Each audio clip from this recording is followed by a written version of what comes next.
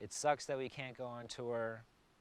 This is 3 summers in a row that I now have off of tour, which like I think basically means I'm not even a real musician anymore.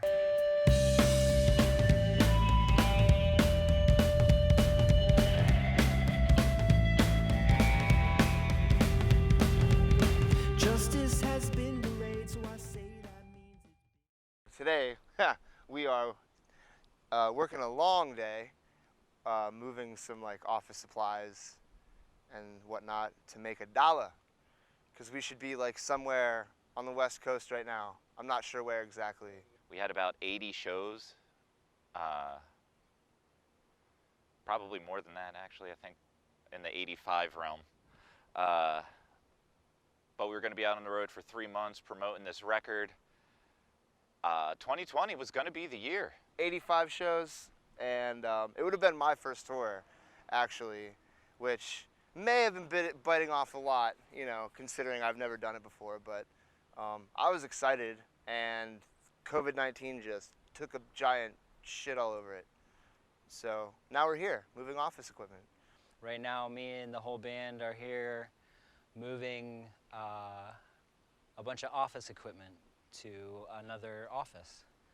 And that's what we do now.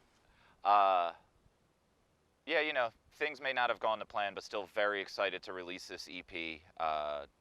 4 killer tracks on it. You know, I've personally had a lot of fun working with these guys, writing these songs, and performing and recording them. Gives me a nice little throwback feel to like mid-90s alternative radio. It's just fun, the drums are bombastic, the bass lines are in your face but not overplayed. There's guitar solos, but it's, you know, not a stroke off.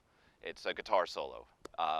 Just overall, the feeling of this record is fantastic, and I can't wait to get it out. Where am I?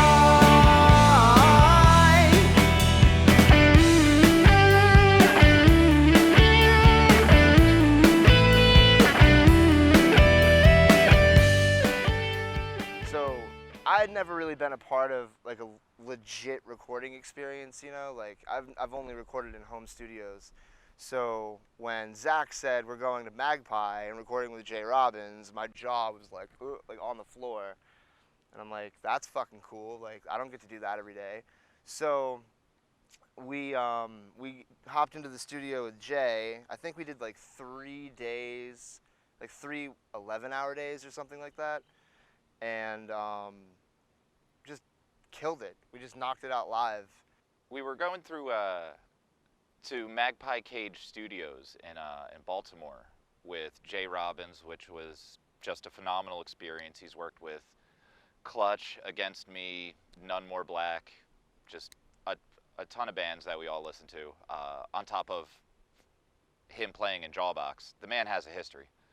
But a phenomenal, phenomenal studio.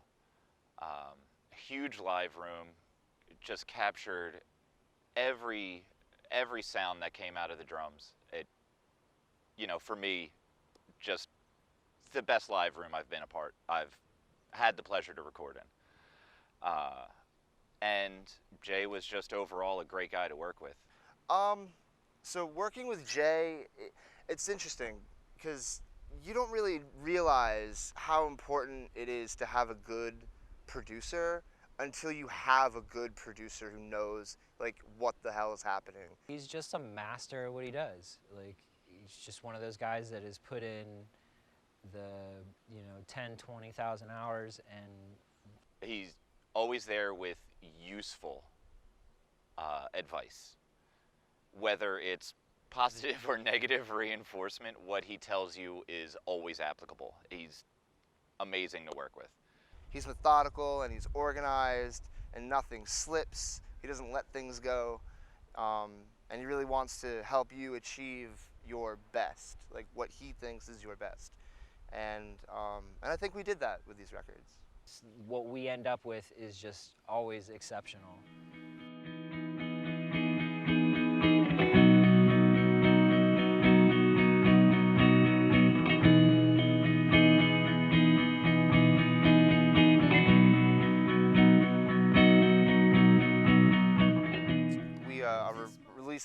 called This Is Not the Plan, or This Wasn't the Plan. This was not the plan. So instead of releasing a full length, we're recording, or we're releasing an EP, 4-song EP called This Was Not the Plan. So we are releasing an EP of songs that we did get to finish, called This Wasn't What We Planned, right? This was not the plan. Rock and roll, and with like a punk rock kind of mentality or ethos, like spirit, punk rock spirit, let's say. Like, we don't spit on each other, that's weird, but we do most of this shit ourselves. That kind of punk rock.